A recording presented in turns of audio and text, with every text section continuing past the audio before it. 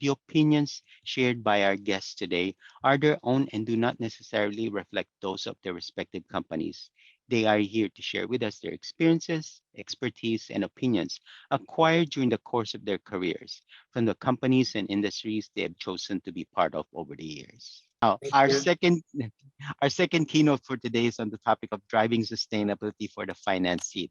One observation since COP26 has been an increased uptake on the role of sustainability and ESG by the Chief Financial Officer. To talk about this in greater detail, please welcome Mr. John Driscoll. He's a Director of Value Architecture and the SAP Center of Excellence and Strategic Alliances at Blackline. John, the stage is all yours. Thanks very much, Alan, for that kind introduction. My name is John Driscoll, here from Blackline. Today we're going to be talking about an interesting topic, driving sustainability from the finance seat. So before I get into the specifics, just a short introduction. Blackline is a platform to support the Office of Controllership to do their most strategic and meaningful work by creating capacity through automation of the routine accounting tasks to create more space for the judgmental, for business partnering. I work with our customers every day. I work with partners on a regular basis, often having the chance to talk about how finance transformation can create additional value within the business. So I'll be talking with that perspective as we go. Great. And now, an obvious but important starting point is a statement. Finance and accounting teams and the value that they bring is largely dependent on the work that they do and the time that they spend. Of course, it's obvious, but the reality is in many finance and accounting organizations, the nature of the work often doesn't align to the strategic and high impact capabilities that accountants have. So what I mean by that, well, we'll use this triangle to reinforce what I just said, but we have this capacity triangle: manage risk and compliance, optimize business processes, aligning the corporate strategy. Accountants are responsible for all of these, but when it comes to the bottom on manage risk and compliance is a great example. This is a table stake, a standard expectation for all accounting and finance organizations. But the way that this work is done is typically through manual processes, spreadsheets, disconnected systems that create high burdens of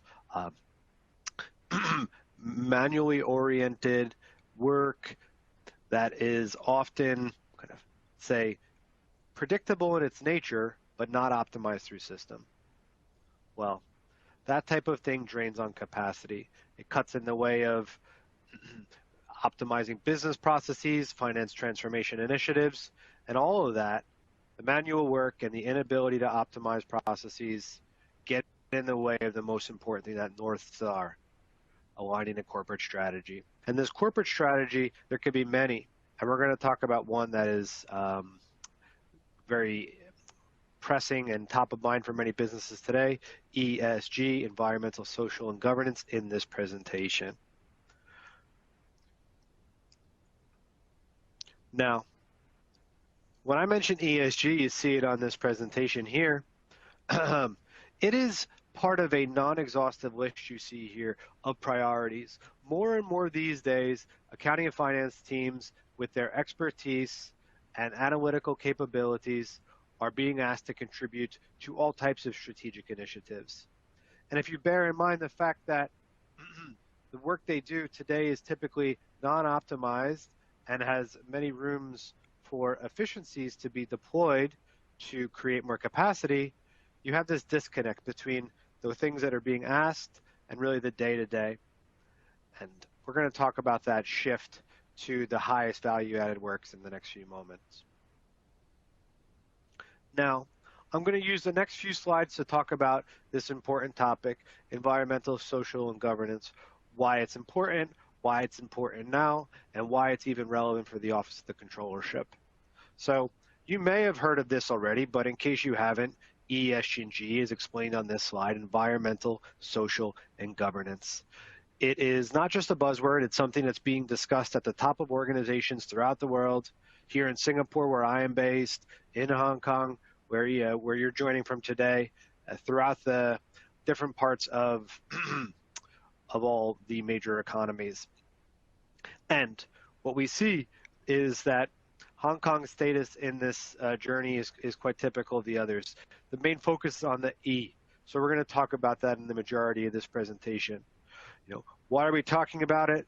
It's an important part in terms of the climate change conversations and businesses' responsibility in that.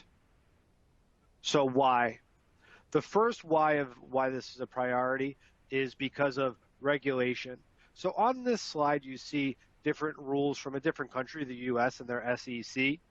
But what we see is specific, tangible guidance for the requirement for a structured, repeatable disclosure on financial activities and ESG activities and the financial considerations associated. Now, it's true in Singapore, and it's definitely true in Hong Kong.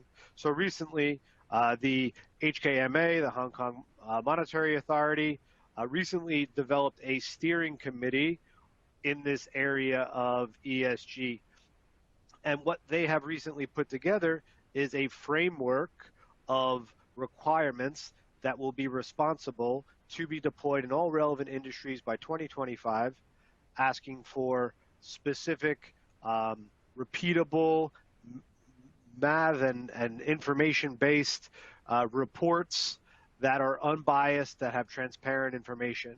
So the bar is being raised on that regulation front.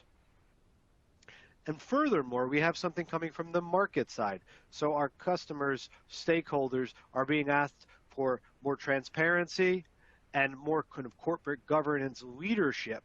And so when you put all of those things together, it's fair to say that organizations have been, considering to get into this space. You would have seen perhaps that in the last 1 and 2 years, some organizations in their investor relations area have been kind of adopting certain of these activities.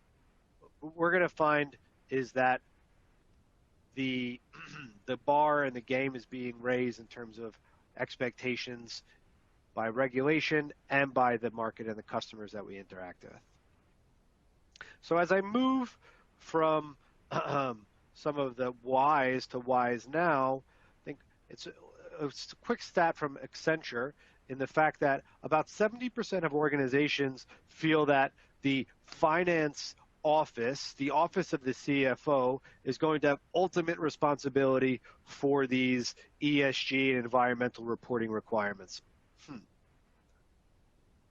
So, one more kind of why now. Well, I just talked about each of these in an extent. The why now, why is it relevant now? Investor relations.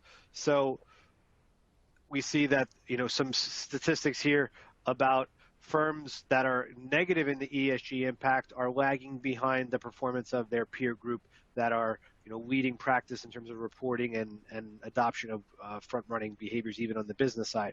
Consumer loyalty, and then you see the regulatory scrutiny that's being propped up in all of the different major developed economies. So in addition to these challenges, there's some major opportunities in this area. So what are the opportunities?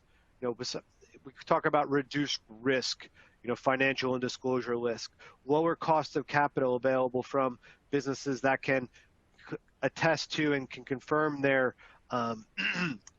adoption and adherence to leading ESG practices, lower cost of capital. Furthermore, we could talk about things like the ability to adopt and attract a broader base of customers. And then finally, just let's say it more simply, a strategic advantage by understanding the impact of ESG, in your business operations. Supply chains these days are being disrupted and impacted by environmental factors. So having insights and leading practice information about that part of your business can allow you to be one step ahead of competition. All benefits that come from the adoption and fully owning this set of reporting principles. So now, it's all great that I spoke to those business outcomes, but how does this relate to the Office of the Controller? How does this relate to the Office of Finance?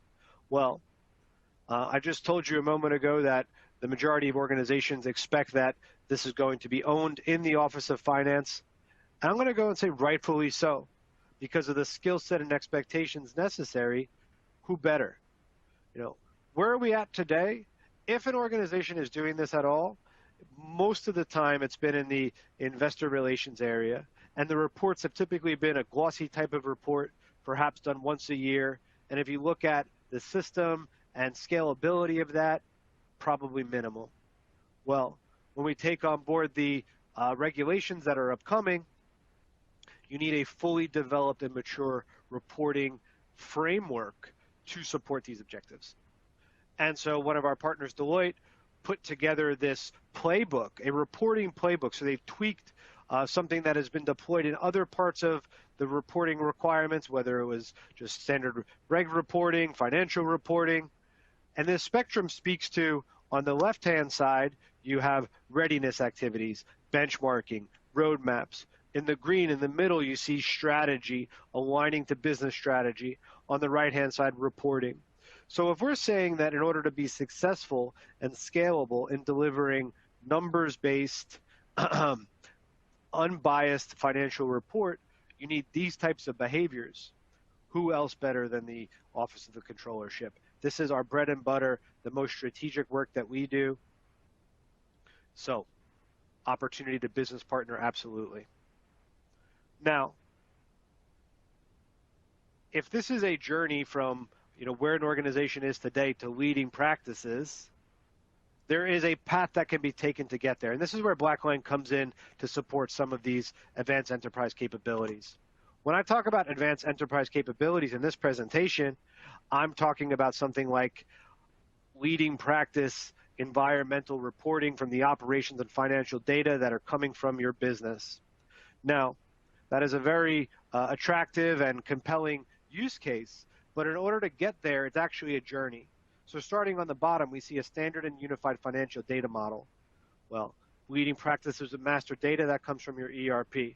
But then throughput and touchless transaction processing, that's something where the Blackline financial operations platform comes in, helping to streamline the manual work that your accounting teams are doing, automate journal entries, remove the manual, standardize these activities that typically sit without a proper home in a system. It creates more clean data. And when you have more optimized operational inputs, plus the ability to get a complete and holistic view of your balances and transactions, substantiate that information, you lead to actual results being optimized, efficient, and accurate, a key foundation to any meaningful data product out of the accounting and finance organization. So starting from the bottom, ultimately, when you have this information happening on time and accurate because of a maximized capacity, you can have continuous planning and predictive insights, which all then lead to advanced enterprise capabilities. So we can start with the finance and accounting operations to create that capacity to be a more strategic business partner. So how do we get started? So, as just mentioned, where to get started? This is a journey, how Blackline can help. First of all, by optimizing capacity.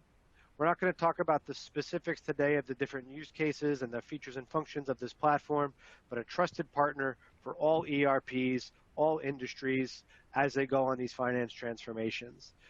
With that capacity and with the capabilities to support the work that is being done in the accounting and finance office, you're able to get a validated set of actual financial data as quickly as possible.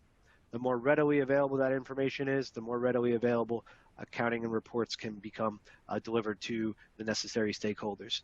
And specifically, when you digitize the accounting process, on the bottom, we see ESG impacts to digitization. By adopting the Blackline accounting and finance optimization solution, You're able to enable hybrid work. You're able to reduce and eliminate the need for travel, all types of travel, but audit-related travel is a typical one when you have evidence and all accounting operations inside a single platform. So that already is a major contributor to the reduction of carbon footprint. So we have a specific and measurable impact to ESG outcomes than the financial data model that we've been talking about all along. And then finally, to make it a little bit more accurate, momentum comes from data that's confident and controlled. So having that data available in real time, as accurate as possible, a digital and scalable process with quick wins, typical projects waiting 3 to 6 months to help to create more capacity, all on a scalable cloud platform. And with that, I'm going to give it back. Thank you very much. Thank you very much for that one, John. Just a quick note. Let me just get my system up and running here. Okay. I believe that there's a question that just came in for John. We'll have John respond back to you separately on this one. Okay. And again, for anyone else who may have a question on John, because what he was talking about was data and its significance in ESG, please feel free to post your questions in the Q&A box, and we will make sure we'll have John or somebody from the team answer that one.